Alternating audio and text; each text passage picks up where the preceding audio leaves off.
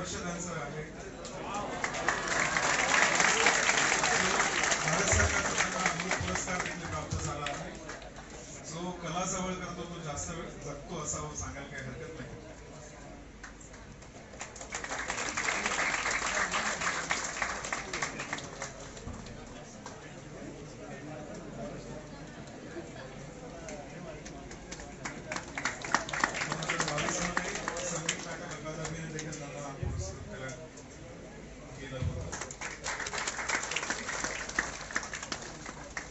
आपण एखादा हा कार्यक्रम जर ऑर्गनाइज केला तर कॉलेजच्या विद्यार्थ्यांना पण हे तरुण जे तरुणाई जी आहे त्यांना ह्या व्यवसायामध्ये कसं अट्रॅक्ट करता येईल त्या दृष्टीने आम्ही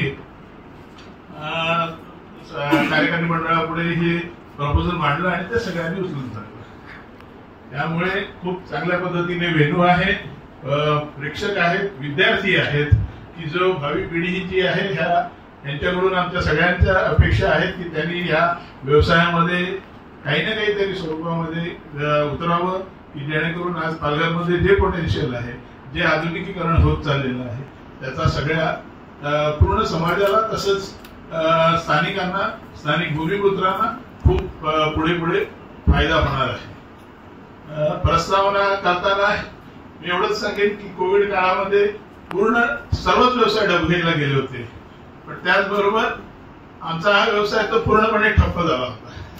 कारण कोणीच येत नव्हतं, काही नाही. पण MSEBने मात्र आमची कमर्शियल लाईट बिलं जी आहे ती रेटने चालू ठेवली होती. तर एका बाजूने देणं चालू होतं पण येणं सगळं बंद झालं होतं.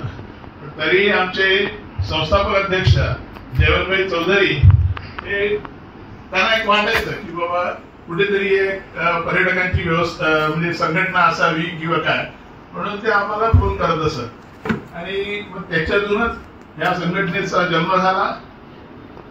आणि कोविड नंतर सर्व आम्ही एकमेक भेटायला लागलो. आमचे कार्यवाह श्री अजय राऊत यांनी स्वेच्छेने त्यांची जागा जी आहे त्यांचं जे भास्करवाडी कृषी पर्यटन आहे त्यामध्ये तुम्ही कधी पण या, तुमचं स्वागत आहे म्हणून आम्ही ती जागा सेंट्रल प्लेस म्हणून निवडली आहे आणि तिथून हा सगळा कार्यभार चालतो. आता हे सगळं करत असताना ह्यामागे उद्दिष्ट एकच आहे की व्यावसायिकांना ज्या ज्या अडचणींना तोंड द्यावं लागतं त्या अडचणी कुठेतरी ह्या प्लॅटफॉर्मने एक त्याला वाचा फोडण्याच्या दृष्टीने, कारण वैयक्तिक दृष्ट्या तुम्ही जर